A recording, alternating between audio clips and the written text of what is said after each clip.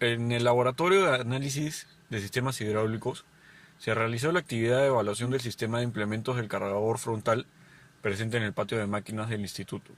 Dicho laboratorio tuvo como objetivo reconocer y aprender a evaluar el estado de los componentes del sistema de implementos de la máquina para poder determinar la condición en la que se encuentra y determinar si es capaz de cumplir de manera óptima con sus actividades.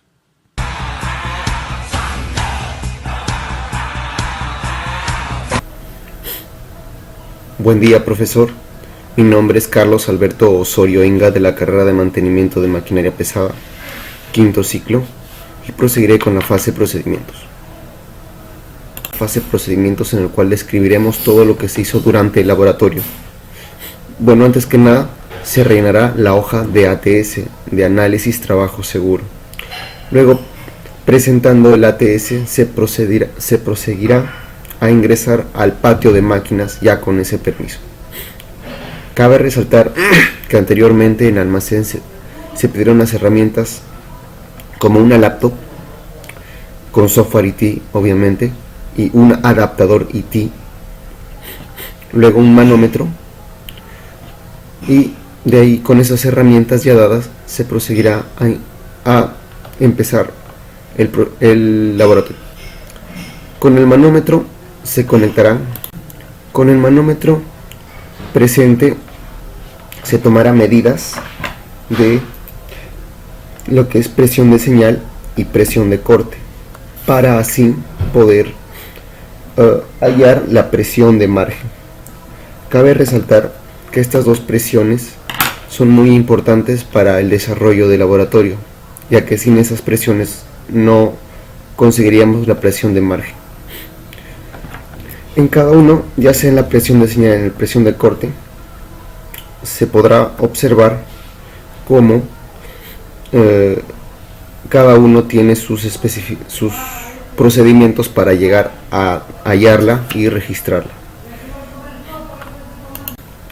Más adelante, mi compañero les explicará cómo se hallará la presión de margen. En cuanto a esto, se proseguirá o se podrá ver cómo se sacaron las presiones en el siguiente video.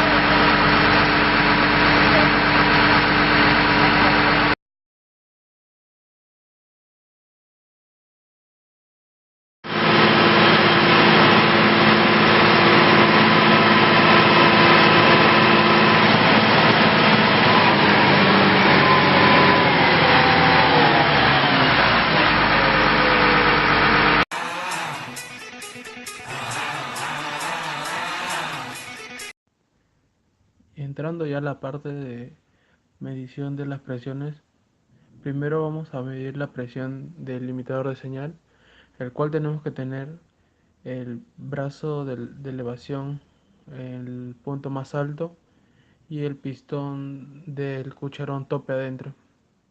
Una vez ya obtenida la medición, colocaremos el cucharón en su lugar y descenderemos el brazo hasta llegar a tierra.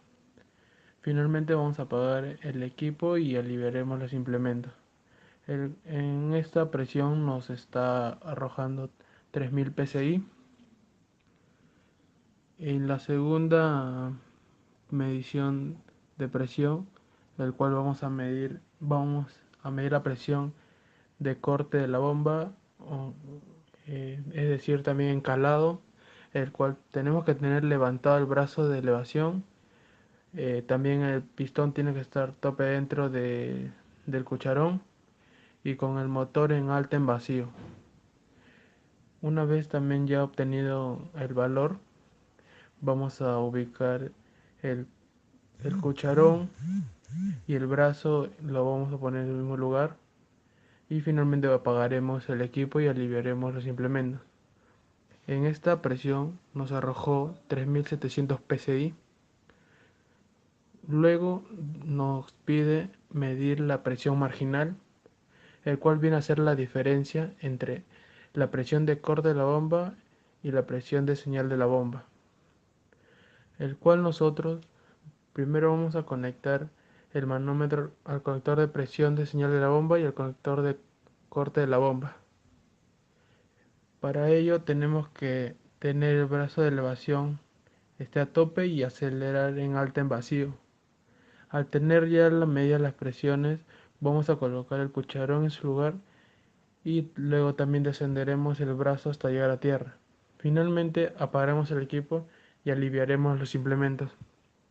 En esto la presión de corte de la bomba nos salió 3700 psi y la presión de la bomba 3400 psi. La diferencia vendría a ser la presión marginal, que son 300 psi. Y por último la presión standby. Para medir la presión standby debemos primero tenemos que encender el motor y poner en alta en vacío. Luego al tener la medida vamos a soltar el acelerador y finalmente apagar el equipo. Para, para esta medición de presión no necesitamos tener los implementos elevados. Tan solo no se debe tocar los implementos, no tenemos que darle ningún movimiento. Y en nuestro caso nos salió como la medida de presión 300 psi en la presión standby.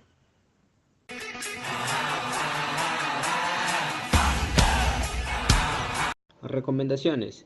Mantener una distancia prudente al encender el equipo para evitar posibles accidentes.